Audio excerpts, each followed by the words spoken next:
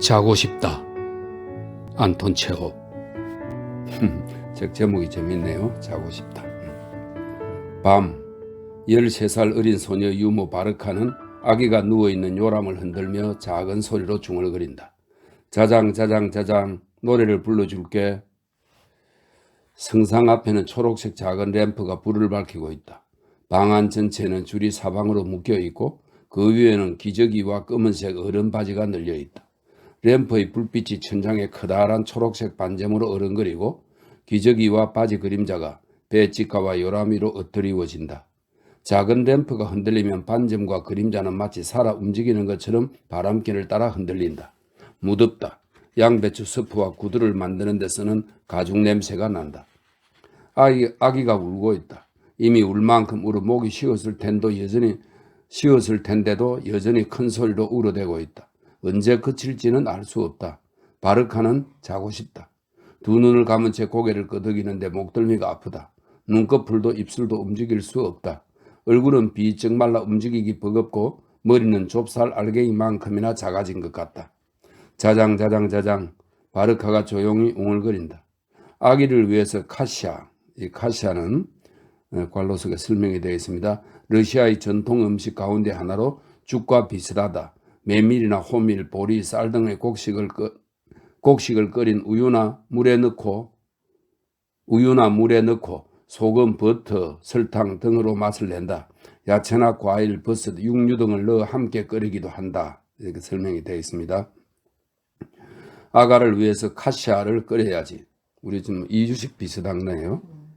배치가 위에서 귀뚜라미가 운다. 문이 마주 보고 있는 바로 옆방에서는 구두 스승공인 집주인 아파나시가 코를 골며 자고 있다. 요람은 애초롭게 삐걱거리는 소리를 내고 바르카는 쉬지 않고 웅얼거린다. 그 소리는 잠이 막 들려는 사람에게는 무척이나 달콤하게 들릴 한밤중의 자장가이다. 하지만 지금 이 노래소리는 너무도 피곤하지만 잘 수 없는 바르카의 신경을 끌으며 힘들게 할 뿐이다. 바르카가 잠이라도 든다면 슬프게도 안주인이 당장 회초리를 들고 나타날 것이기 때문이다. 작은 램프가 깜박인다.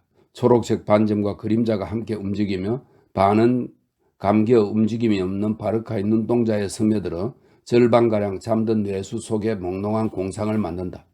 바르카는 하늘에서 쉬지 않고 흘러가며 아이처럼 우는 먹구름을 본다. 그러고는 갑자기 바람이 불어닥쳐 구름이 제멋대로 흩어지자 바르카는 먼지가 쌓인 넓은 포장도로를 바라본다. 포장도로 위로 집마차 행렬이 지나가고 등짐을 짊어진 사람들이 천천히 걸어가고 앞뒤로는 형태를 알 수 없는 그림자들이 허공을 떠돌고 있다. 차갑고 뿌연 안개 속으로 숲이 보인다. 그런데 갑자기 등짐을 짊어진 사람들과 그림자들이 먼지가 쌓인 바닥으로 쓰러진다. 왜 그러지? 바르카가 묻는다. 자야지. 우린 잘 거야. 대답이 들려온다. 그들은 편안하고 달콤하게 잠이 든다. 전선줄 위 까치와 까마귀가 그들을 깨우려 애쓰며 아기처럼 칭얼댄다. 자장 자장 자장 노래를 불러줄게. 웅얼거리는 바르카는 이제 컴컴하고 무두운 농가 안에 있는 자신을 보고 있다. 이미 세상을 떠난 아버지 예핌 스체파노프가 바닥에서 몸을 움직인다. 아버지의 얼굴은 보이지 않고 아픔 때문에 바닥에서 뒹구는 아버지의 신음소리만 들린다. 아버지 말로는 탈장이 심해졌다. 통증이 너무도 심해서 말 한마디도 제대로 할 수 없고 간신히 숨을 쉬며 입술로 북을 두드리는 소리를 낸다. 두두두두.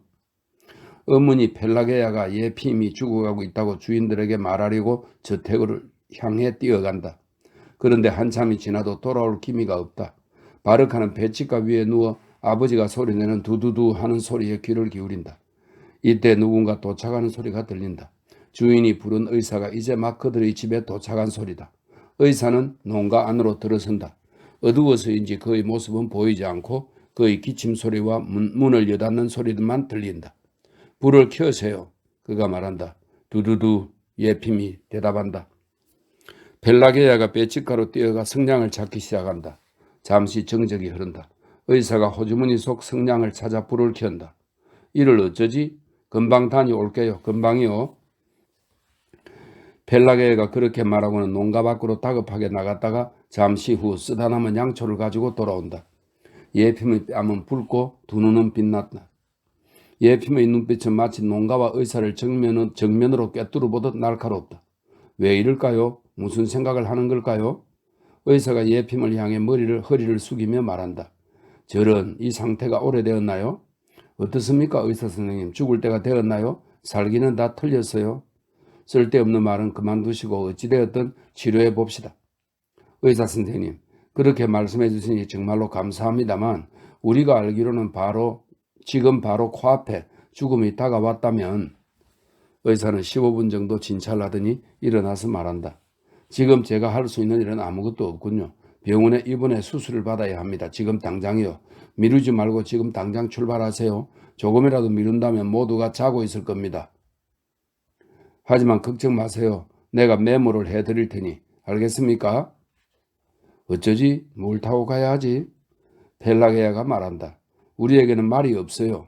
걱정 마세요. 내가 주인에게 말해보겠습니다. 그분들은 말을 빌려주실 거예요. 의사가 떠나고 촛불이 꺼지고 다시 두두두 하는 소리가 들린다. 반시간이 지났을 무렵 누군가 농가에 도착한다. 나으리가 병원에 가라고 보낸 작은 진마차가 도착한 것이다. 예핌은 준비를 하고 떠났다. 이제 화창하고 맑은 아침이 찾아온다. 펠라게아는 집에 없다. 예핌의 상태가 어떻게 되었는지 보기 위해 병원에 갔기 때문이다. 어디선가 아기가 운다. 바르카는 누군가 그녀의 목소리로 노래를 부르는 소리를 듣는다. 자장자장자장 노래를 불러주마. 펠라게아가 돌아온다. 성호를 그으며 작은 목소리로 말한다. 탈장된 것은 밤에 수술을 했단다. 하지만 아침 무렵에 하늘나라로 떠나셨단다. 천국에 가셨을 거야.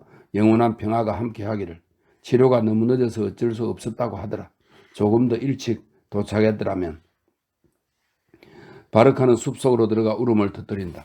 그런데 갑자기 누군가 그녀의 뒤통수를 후려친다. 이마가 자작나무에 부딪힐 정도로 세게 말이다. 뒤돌아보니 그녀의 주인인 구두 수성공이었다. 이런 몹쓸년, 지금 대체 뭘 하는 거야? 그가 말한다. 아기가 울고 있는데 잠을 자?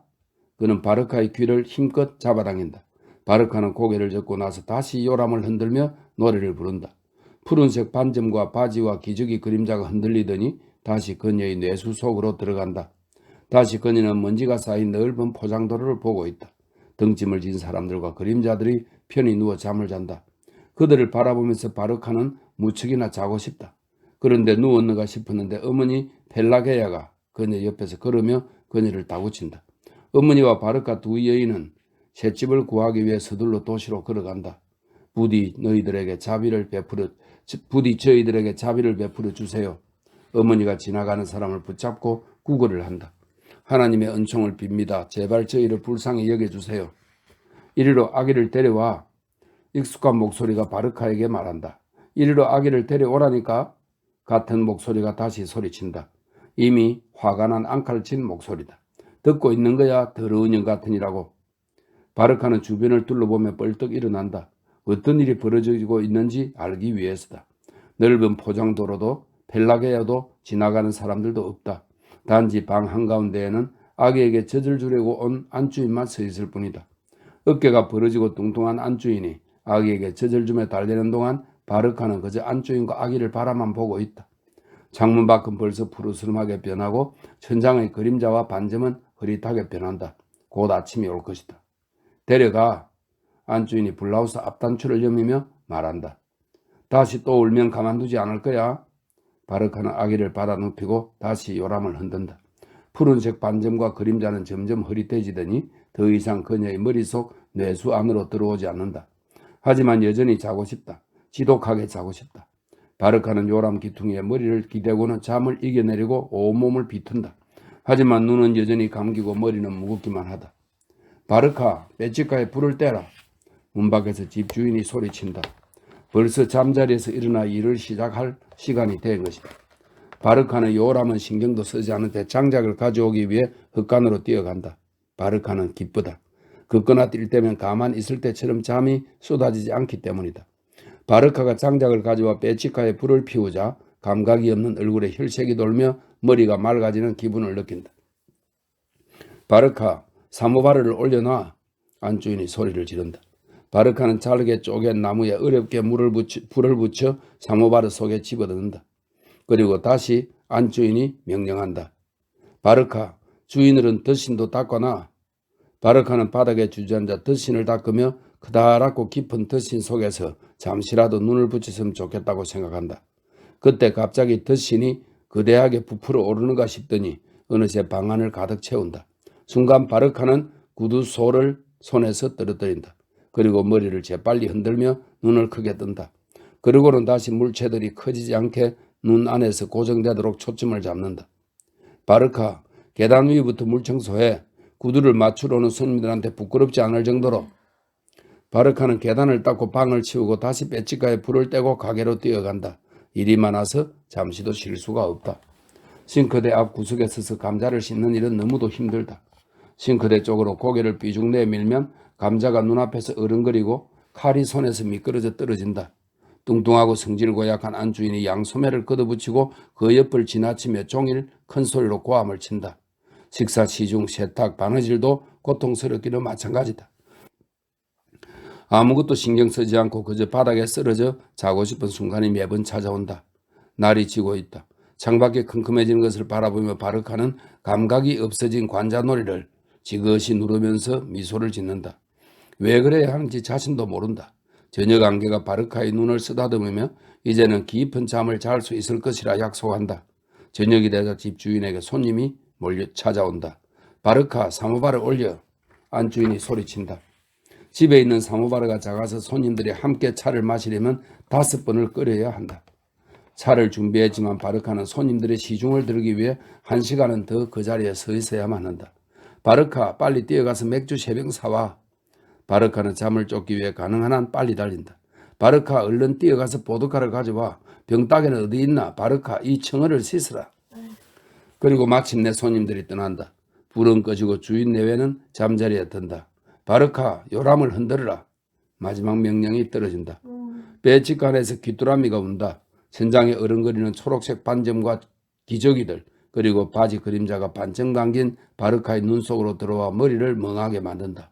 자장자장자장 바르카가 웅얼거린다. 자, 노래를 불러줄게.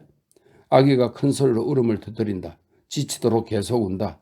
바르카는 다시 먼지가 쌓인 포장도로와 등짐을 진 사람들, 그리고 펠라게야와 아버지 예핌을 본다. 그녀는 모든 일을 알고 있고 모든 사람들을 알아본다. 하지만 반은 잠이 든 상태에서 자신의 두 팔과 두 다리를 움직이지 못하게 하는, 그녀를 짓누르고 그녀의 모든 것을 방해하는 그 힘만큼은 도저히 이해 불가능하다. 바르카는 두리번거리며 그 힘이 대체 무엇인지 찾아보려 애쓰지만 쉽게 찾아낼 수가 없다. 힘은 빠졌지만 하는 수 없이 사력을 다해 두 눈을 부릅뜨고 머리 위에서 깜빡이는 초록색 반점을 올려다본다. 그러고는 울음소리에 귀를 기울이는가 싶더니 마침내 그녀는 자신을 방해하는 적을 발견한다. 그 적은 바로 악이다. 바르카가 웃는다. 이렇게 쉬운 정답을 왜 조금 더 일찍 알아채지 못했는지 그녀 자신도 놀라울 지경이다. 초록색 반점, 그림자, 심지어는 귀뚜라미도 웃으며 자신을 비웃는 것만 같다. 잘못된 생각이 바르카를 유혹한다. 바르카는 접 의자에서 일어나 환히 웃으며 눈도 깜빡이지 않고 방 안을 어슬렁거린다. 자신의 육체를 괴롭히는 악의로부터 이제 벗어날 수 있다는 희망이 보이자 그녀는 유쾌함과 동시에 몸이 건질건질하다. 아기를 죽인다. 그러고 나서 자는 거다. 잠을 자는 거다. 눈을 끔뻑이고 웃으며 초록색 반점을 손가락으로 위협하며 바르카는 요람으로 슬며시 다가가 아기를 향해 몸을 굽힌다. 그러고는 아기를 질식시키고 서둘러 바닥에 눕는다. 이제는 잘 수 있다는 생각에 웃음이 난다. 1분도 채 지나지 않아 이미 바르카는 곤히 자고 있다. 마치 죽은 사람처럼.